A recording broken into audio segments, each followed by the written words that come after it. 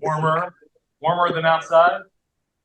A couple of thank yous I want to say first. Dave Ashton, thank you very much for picking up the food. Dave Hoffman is under the weather with cedar fever right now, so Dave filled in for Dave, pick things up, so that's why you're able to eat, because of Dave Ashton. Thank you to Wendell and to Frank for helping me out setting things up at Upward. It was a good first week of Upward last Saturday. We have 69 kids. We got a couple extra.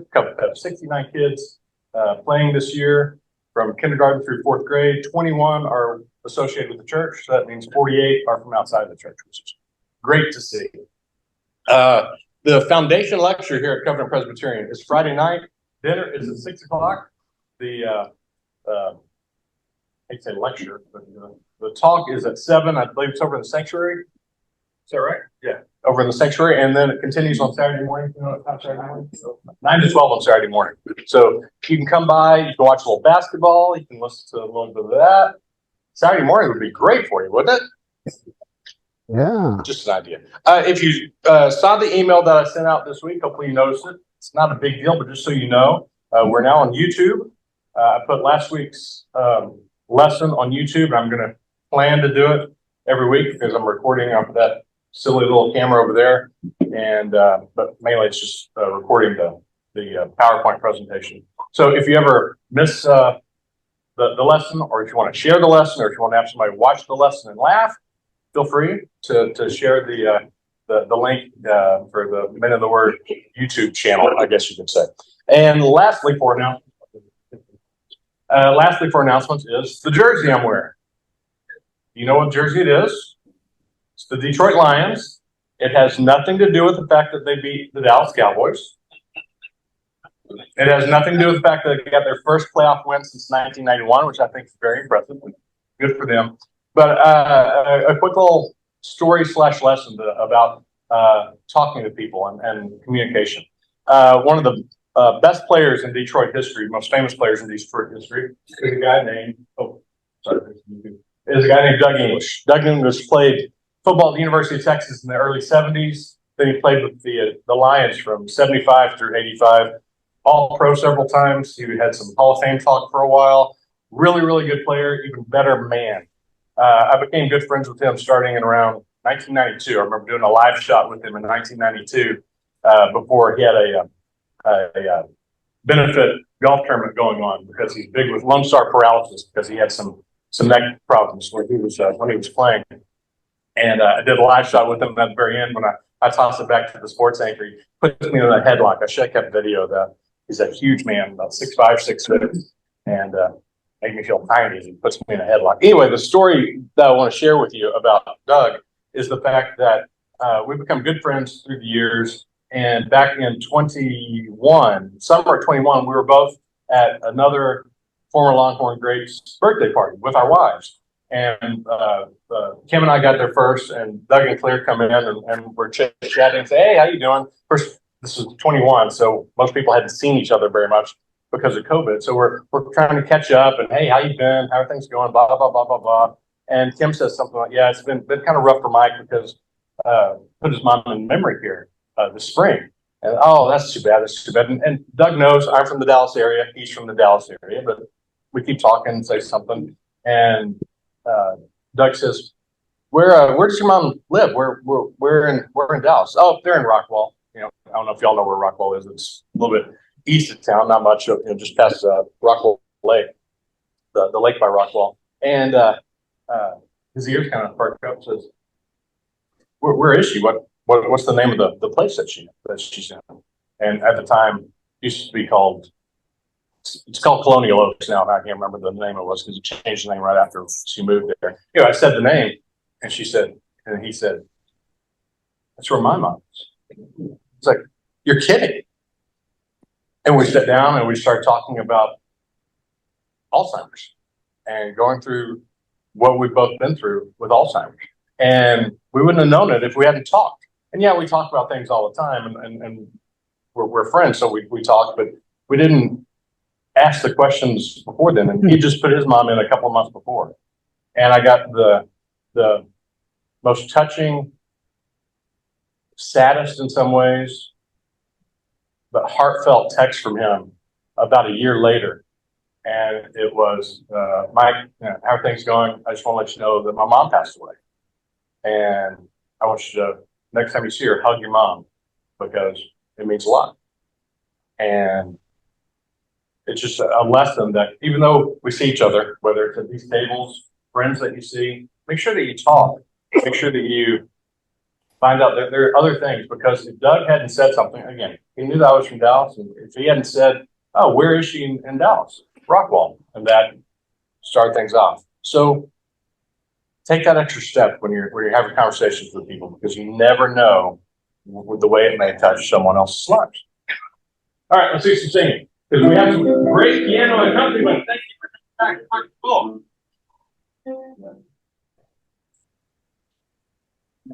Spirit of the living God, fall afresh on me.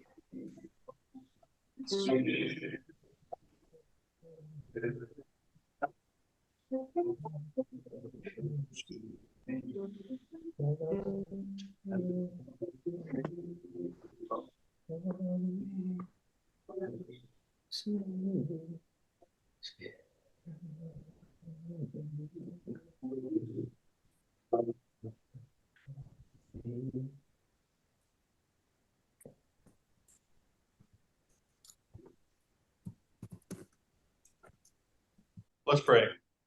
Heavenly Father, thank you for keeping us warm with your love during this cold, cold week. Thank you for keeping everyone safe and healthy. And thank you for watching over us. Speak through me, speak in spite of me, and help us understand the lessons that we can learn through Job. Bless everything in your name. Amen.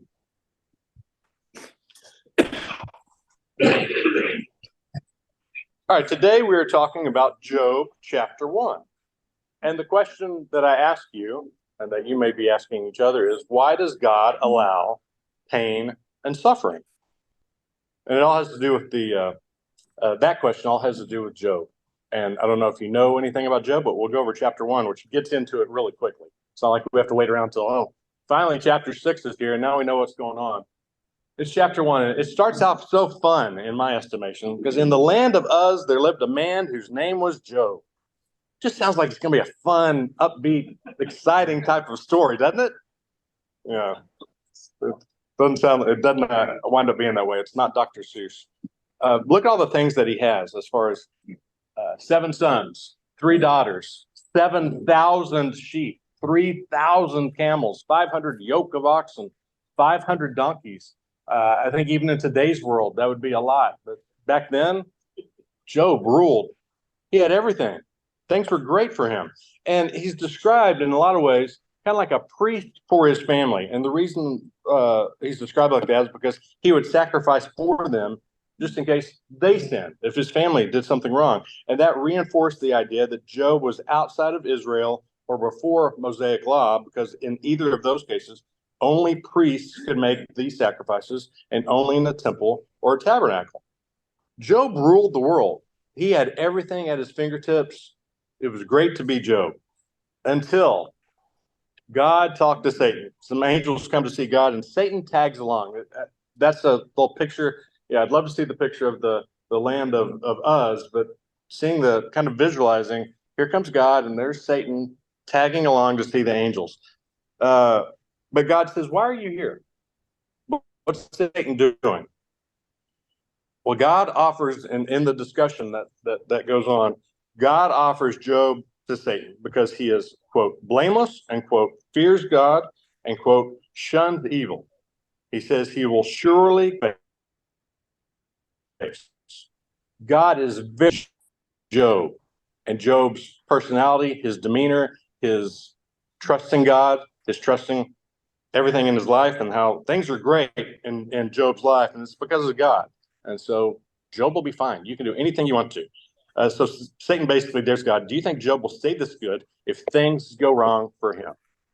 What if things go wrong? What if Job endures some pain and some suffering? Wouldn't you hate to be the victim, I guess you could say, of a bet like that, of anybody, especially God and Satan, but of anybody? Hey, you think this will go differently if things go wrong for him? So what does God say?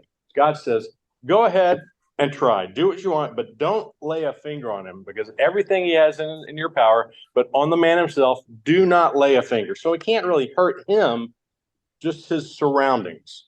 Understand the bet? Don't hurt Job himself. Don't touch him, push him down, make him fall off a cliff, etc. Whatever else could happen in those days.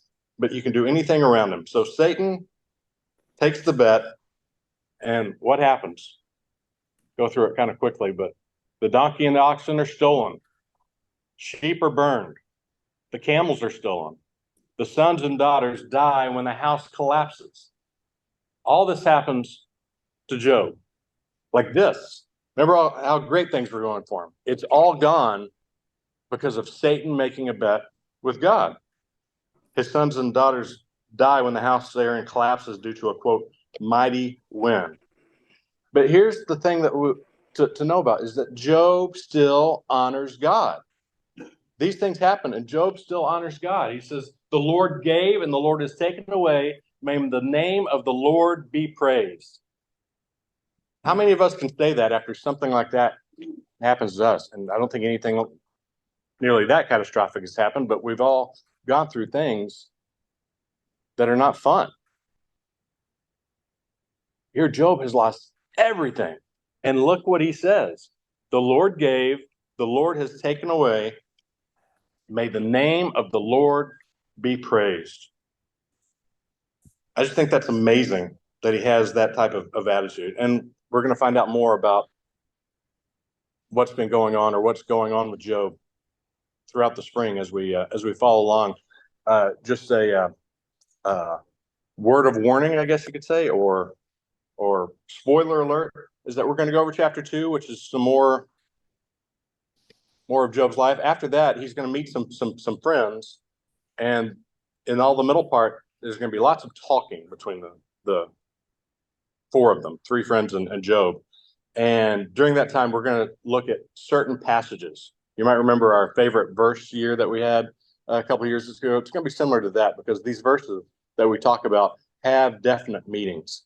And that's what we're going to be looking at throughout February and March, I guess you could say. And then we're going to wrap things up with the end of Job and how Job tries to make his comeback with God by his side. But again, I really want to stress Job's attitude about things. All that he has lost, all that he has given up, nothing that he did wrong. It's all because of Satan making a bet with God. And he still has this type of attitude. And that's what I want to talk about this morning, because I asked you the question, why does God allow pain or suffering? And for Job, it is pain and suffering that he's experiencing. That's what he's going through right now. But let's think about some of the things that we go through all the time, daily, in and out, every single day. Something happens that we complain about. If anybody can raise their hand and say, I never complain, then A, I want to be you, and B, I'm going to kind of doubt you a little bit, because we all do. It's just our nature. Everyone does. I don't care how great you are. We all complain because things go wrong. Oh, I do want to tell you about The Problem of Pain by C.S. Lewis. If you want to read more about not exactly what Job went through, but similarly, it's a great book, I'm told. So you may want to write that down. The Problem of Pain by C.S. Lewis. Now, here's the other question that I want you to think about is, do we sometimes allow, all of us, allow pain or suffering, or endure pain or suffering, because we think it's what we should do? Think about that question. Do we allow pain or suffering, or endure pain or suffering, because we think it's something we should do? I'll give you a couple of silly examples. If I said next week, and this is not happening, so don't do this. If I said next week, next Thursday, I've got something going on in the morning, so we need to meet at 3:30 in the morning, if that's okay. Y'all are going to go, oh my gosh, why? That is way too early. But you may think, oh, God's calling me to men in the Word. And you still show up. You may complain, but you still show up. Please don't show up at 3:30 next week. It's not what we're going to do. If your best friend or your wife asks you to go run an errand, and please, it really needs you to pick somebody up at the airport, or pick me up at the airport, and you're going to miss the Cowboy game, or you're going to miss the Emmys, or you're going to miss the huge debate or something about the Iowa caucuses, or you're going to miss church, or you're going to miss something. How many of us are going to complain? Most of us will complain. We're going to be mad, and we're going to see a lot of times, especially when you're stuck in traffic on Mopac or 183. It's like, God, why are you doing this to me? So many of us do that. Not trying to put words in your mouth, but we all complain in one way or the other. And that's the story I want to talk about this morning that hopefully you'll enjoy. Many of you know I was a sportscaster for basically 30 years here in Austin. So I want to go back in time to 2016. The man on the left is Charlie Strong. He was the football coach at the University of Texas. He replaced Mac Brown. 2014 was his first year. He went 6-6 and then had the worst bowl game I've seen in Texas football history. So they had a losing record of 6-7. The next year they went 5-7. Didn't even get to go to a bowl game. So now it's 2016. It's his third year. And I'm thinking, being fairly experienced at what I did, I'm thinking this is a make or break time for Charlie Strong. The schedule comes out, and the first conference game they're going to play after they play their 3 non-conference games is against Oklahoma State in Oklahoma State at Stillwater, Oklahoma. Well, when the schedule comes out, and it always comes out sometime in the late spring, it's just the schedule. It's like TBA for when it's going to happen. And they usually don't, for most things, sometimes on the very first games of the year, the non-conference games, like when they played USC or Notre Dame or something like that, they'll announce it early. But for most of the games throughout the year, they don't announce the game times until 12 days before, the Monday, 12 days before the game on Saturday. So that Oklahoma State game is coming up to be the conference opener. And I'm thinking, in my infinite wisdom, I'm thinking, should probably go to that game because it's such an important game for Charlie. And if he loses that game, he could lose his job. You know, we should probably go. I don't know, though. Yeah, we should probably. I don't know. Well, on that Monday, whatever Monday that was, 12 days before, I'm at his press conference because that's when they release him is on Monday morning, and that's when Charlie has his press conference. I'm at his press conference. I'm watching my phone, just waiting for it to come out. It comes out. It's 11 a.m. on ABC. I worked for an ABC station. I'm like, oh, I've got to go. It's on our channel. I'm going to have to go. It's at 11 a.m. And I've got Friday Football Fever on Friday night, and I hadn't missed a Friday Football Fever since actually Halloween of 1998 when I was in Nebraska to cover that game. But back then it was only a 15-minute show. Now it's a 30-minute show. I can't miss Friday Football Fever. Okay, let me get on. So I'm on the phone after Charlie talked, and while we're waiting on some players to come in and talk, I'm on the phone looking at flight stuff, going through all kinds of websites, Southwest Airlines and all the other ones to find it. And something may have changed if you're in the airline industry. I could be wrong now, but at the time, it was impossible to fly from Austin to either Oklahoma City or to Tulsa without going through Dallas, Houston, or something else. I'm thinking there's bound to be some airline, something that flies that can leave at 7 in the morning, get there at 8, 8:10, something like that, and get up easily to Stillwater, which is 45 minutes or so from both cities. That I could get there easily for the 11 o'clock game. Everything I found, the earliest I could get there is 11 a.m. I'm thinking, okay, I fly up there take a photographer with me because we're going to do a post game show because of being on ABC. But we get there at 11. By the time we get our bags, because we'd have to check things because we have all this equipment, we get our stuff, we rent a car. Then we finally get to the game. The game would be over. We'd get there just for post game. It's kind of silly to go through all that just to get there and say, Charlie, I didn't see the game. What happened? That type of thing. Something, okay, God's given me a sign here. God doesn't want me to go up there. Okay, that's fine. I'm fine with that. It's almost going to be impossible. So I'm thinking the only way I could get up there is if I drove. And I can't drive until I'm done with things. Friday Football Fever was over at 11, and I had to put stuff on the web, so I wasn't done until midnight every Friday night. So I can't leave here until midnight. I'd have to leave, figure out in a roughly 7-hour drive, 6.5-hour drive. I have to leave somewhere in there to be there way before 11. Okay. So I go to my boss at the time, my news director. I go into his office, and he only worked here for about a year. And he always had his lights out in his office, which kind of freaked me out. But I go into his office, and his name was Mike also, and I said, Mike, Texas' first conference game is coming up a week from Saturday. It's in Stillwater, Oklahoma, kind of right in the middle of Oklahoma State, and you have to fly in to either Oklahoma City or Tulsa to get there. I can't find a flight to get there in time for the game.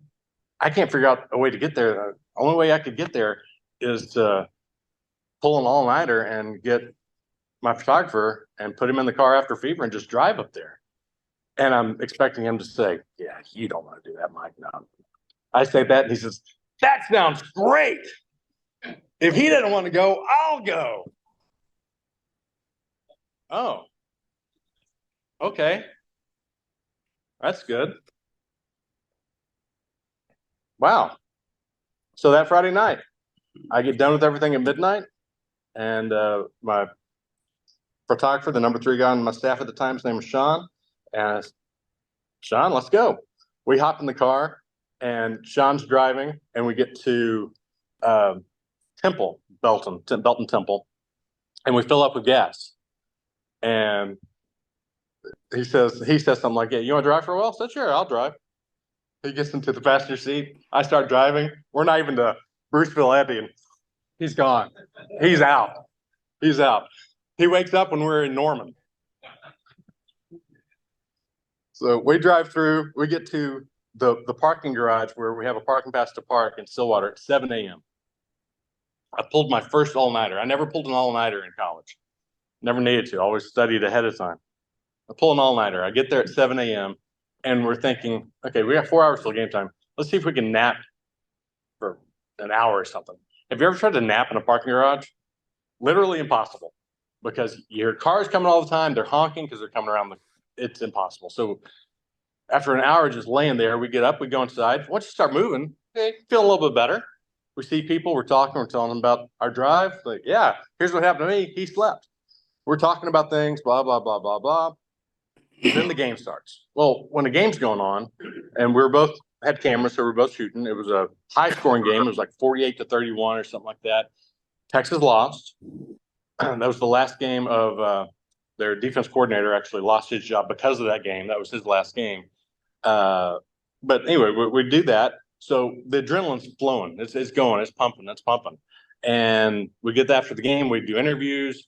Then I've got my laptop editor. I'm editing stuff because I've got to do a story for 6. I've got to do a story for 10.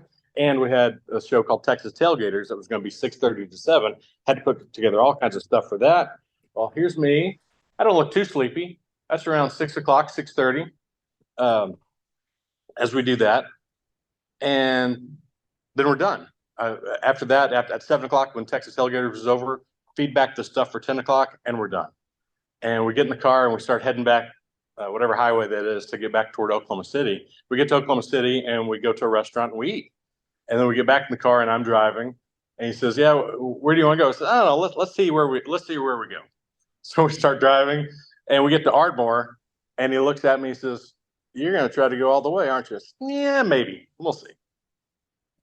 So I'm not suggesting this or endorsing this, but I wound up driving all the way. We got back at 5 a.m. and it wasn't a fun trip. I got in lots and lots and lots of trouble with my wife for that second drive that we made, because I shouldn't have done that. But I didn't really want to spend the night in a motel on the south side of Oklahoma, the state of Oklahoma. My point of the story is that all this time I wasn't happy, but it was my choice.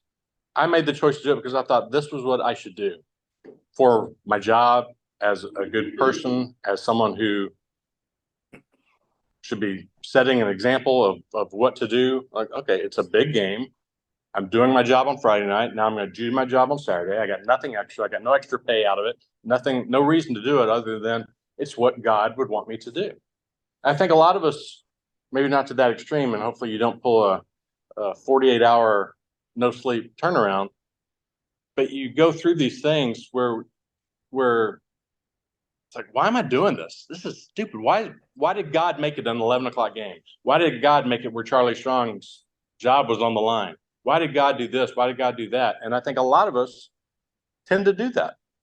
We kind of blame God, but sometimes Job, it was not his choice. In this case, it was my choice. I had no right to complain. I tried not to complain too much, but I did. I can't believe that news director said, "Yeah, go. That sounds exciting." It's like, really? You're endorsing an all-nighter? But it was my choice. And that's what I want you to think about. And that's one of the things besides Job I want you to think about as you're looking at your questions. Here are the questions to talk about. What has been the most challenging trial in your life? What have you learned from it? Why are we quick to question God when we suffer? And again, suffering can have a wide range in the spectrum. It could be suffering because you're driving to Stillwater and back in a quick period. It could be something like Job has gone through. And how does your faith help you when things aren't going your way? Should be a good discussion. Thank you.